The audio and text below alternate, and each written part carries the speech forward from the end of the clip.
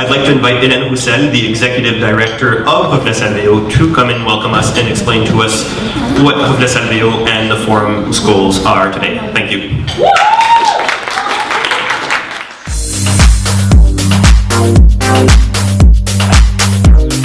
J'expliquais que Reflets Alvéo et nos trois Airlist travaillent en très très grande coopération, collaboration pour développer les services de santé en français dans notre grande communauté de Mississauga-Alton, Centre-Ouest et Toronto-Centre. Nous travaillons aussi avec l'entité 4 pour certains enjeux parce que nous avons quand même le territoire de Toronto que l'on partage avec une autre entité de planification.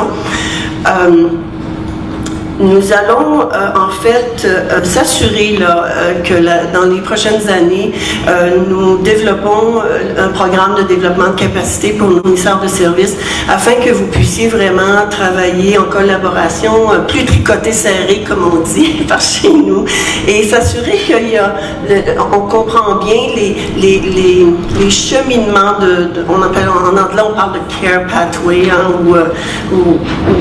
où le continuum se suit et tout ça. Alors, on est en train de réfléchir à tout ça. On va définitivement vous revenir éventuellement pour faire de la validation communautaire sur le travail de planification qu'on fait et voir, avoir votre opinion sur comment vous trouvez que comment l'organisation des services se fait, si ça a du sens et tout ça. Alors, je veux vous féliciter parce que vraiment, avoir le courage de servir la francophonie, c'est pas toujours facile. La communauté francophone à Toronto, c'est une communauté de petite taille qui souvent est éparpillée d'un bord puis de l'autre, là, et qui vraiment est pas toujours facile à rejoindre. C'est pas toujours facile à comprendre aussi la francophonie, hein? C'est assez complexe pour ceux qui la connaissent pas beaucoup. Et il y a beaucoup de diversité dans la francophonie. Et notre rôle va aussi, dans les prochaines années, faire en sorte que vous la compreniez un peu mieux, que vous compreniez les subtilités du public cible que vous avez à travailler avec. Et on espère pouvoir vous intéresser de plus en plus à cette francophonie.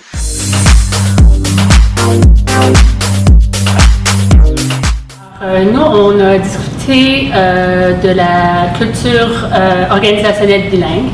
Alors, on a parlé tout de suite de l'importance d'établir une culture organisationnelle bilingue parce que si la culture n'existe pas au sein de l'organisme, c'est très difficile après ça d'essayer d'implémenter des services en français parce que sinon on se confronte constamment à pourquoi je comprends pas, les chiffres sont pas là. Donc il faut vraiment que ça parte de l'interne pour être capable d'aller vers l'externe. Donc on a parlé de certains défis qui étaient liés à l'offre, à la création d'une culture bilingue. Bien sûr, comme tout le monde a déjà mentionné, la demande.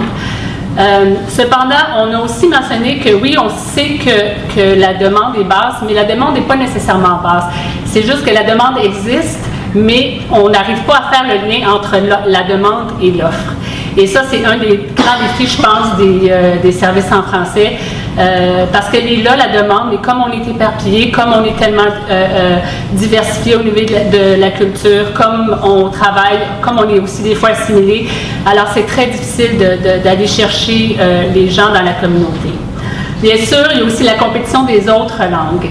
Alors, certaines personnes ont mentionné le fait que quand ils essaient d'implémenter une culture bilingue, la question qui se sont posées, c'est oui, mais il y a bien d'autres langues dans notre organisme qui sont parlées beaucoup plus que le français. Alors, pourquoi le français? On a parlé bien sûr aussi des sous, de l'argent. Quand on n'a pas de service pour offrir des services en français, bien, ça devient plus difficile aussi d'établir une culture bilingue. On a parlé de l'importance de l'éducation et de la formation. Il y avait une discussion très intéressante à la dernière table où tout le monde voulait savoir, parce qu'il y a quelqu'un qui a mentionné qu'il recevait de l'argent pour faire de la formation, puis là, tout le monde voulait savoir où elle a eu cet argent-là, comment ça fonctionne. Alors, mais ce genre de discussion-là, ça met vraiment en lumière que ça, c'est un grand besoin. On l'a tout de suite senti. Donc, ça veut dire qu'il y a un bon vouloir, les organismes identifiés, nos partenaires anglophones, il y a un bon vouloir d'offrir des services en français, mais il faut leur donner les outils. Et je pense que c'est ça que ça fait ressortir cette discussion-là. Donc, il faut aussi, l'autre grand défi, c'est de maintenir les gains. Donc, il y a des gens qui réussissent à faire vraiment des belles choses au niveau de la culture organisationnelle. Il y a quelqu'un qui mentionnait qu'il avait créé un café francophone.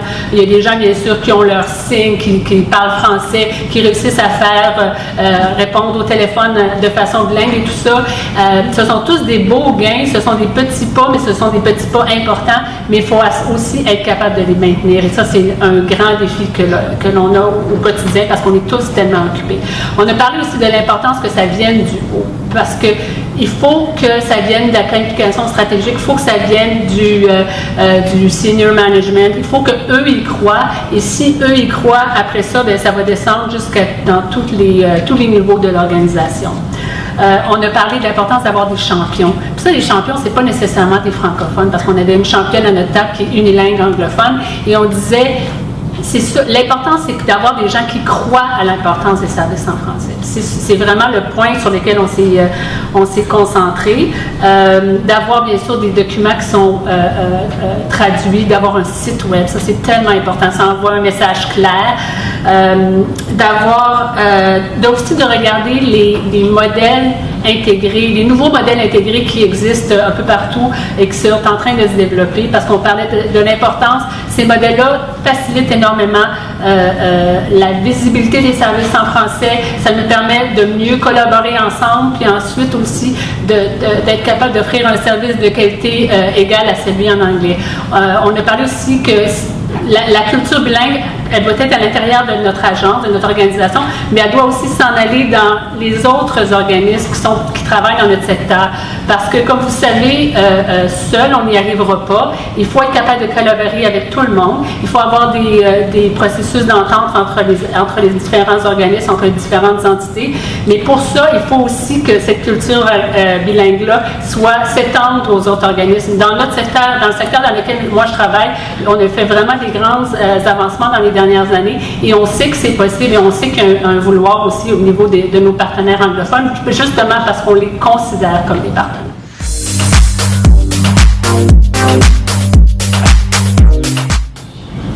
Bonjour, donc nous on a discuté un peu sur les difficultés, les défis qu'on rencontre dans le recrutement, dans la rétention du personnel, et il y a différents points qui reviennent souvent dans les 4 groupes qu'on a eus.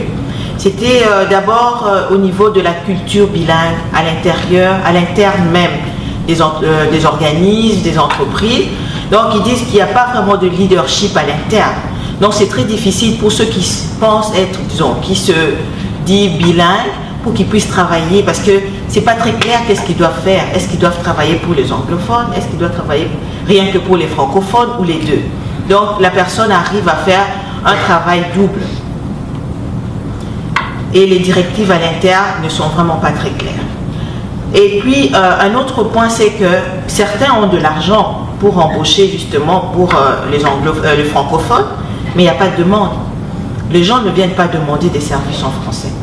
Donc, c'est difficile pour eux de justifier justement l'emploi de quelqu'un, la présence de quelqu'un d'un francophone. Et puis, c'est qui est juste de l'opposé, d'autres qui aimeraient bien donner des services, mais n'ont pas de financement, justement pour des services en français. Et puis un autre point qu'on a remarqué dans les quatre tables qu'on a eues, c'est vraiment la recherche du personnel bilingue compétences. Souvent, on trouve les gens qui parlent bien la langue, mais ils n'ont pas des compétences acquises pour le domaine en question, surtout ceux qui sont en santé. Et puis il y a une autre difficulté, c'est au niveau des nouveaux arrivants qu'on vient et on veut être embauché, mais la langue devient vraiment quelque chose de un genre de barrière. Et surtout pour les entreprises ou les organismes qui n'ont pas assez d'argent, les gens qui travaillent arrivent justement à faire plusieurs emplois, plusieurs tâches, même qui ne répondent pas à leur description. C'est-à-dire la même personne, vu qu'il est bilingue, on l'envoie partout. Et sans récompense, en gros. Donc c'est décevant. Donc il y a beaucoup de bilingues qui ne veulent pas se faire passer pour bilingues parce qu'ils commencent à avoir beaucoup de travail. Et puis le processus de recrutement, on a des gens bilingues, mais le processus de recrutement est unilingue. Donc à la fin, on ne sait pas si les gens qui disent être bilingues sont vraiment des vrais bilingues. Et souvent, ça revient dans ce qu'on disait avant, la langue et au niveau compétence versus compétence. Et puis un autre problème au niveau de ressources humaines, c'est de sensibiliser à l'interne l'importance de bilinguisme. Parce que beaucoup à l'interne ne voient pas cette importance-là. Pourquoi on insiste pour avoir des gens bilingues à l'intérieur d'un organisme, qui souvent la majorité sont des anglophones. Et puis un autre, c'est qu'on crée des attentes, on proclame bilingue, mais on n'arrive pas à embaucher des gens. Donc, les gens qui viennent, ils demandent des services parce qu'on a fait la promotion comme quoi on est bilingue, mais on n'a pas du personnel. Alors là, c'est vraiment des défis, en gros, que les organismes rencontrent.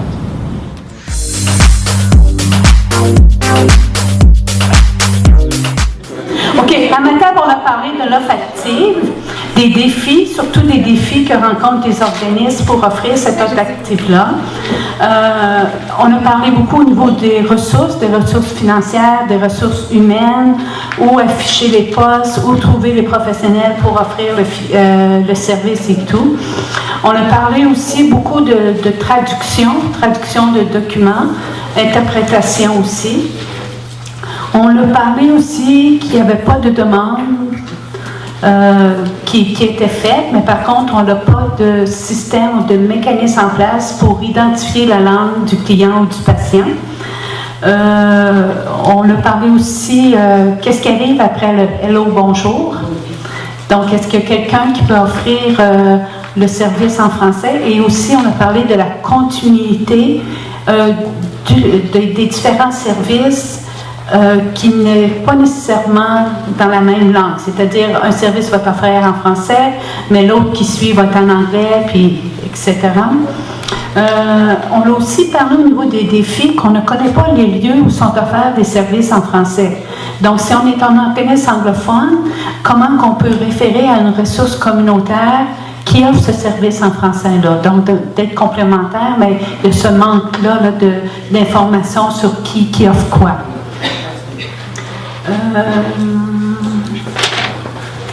Il y a aussi, relié à ça, la visibilité des services en français, quand c'est offert, qu'il y a beaucoup de travail à faire, puis que ça prend quand même un certain leadership bilingue à l'intérieur de l'organisme pour bien comprendre les cultures, les politiques qui doivent être mises en place pour sensibiliser la population, puis tout ça.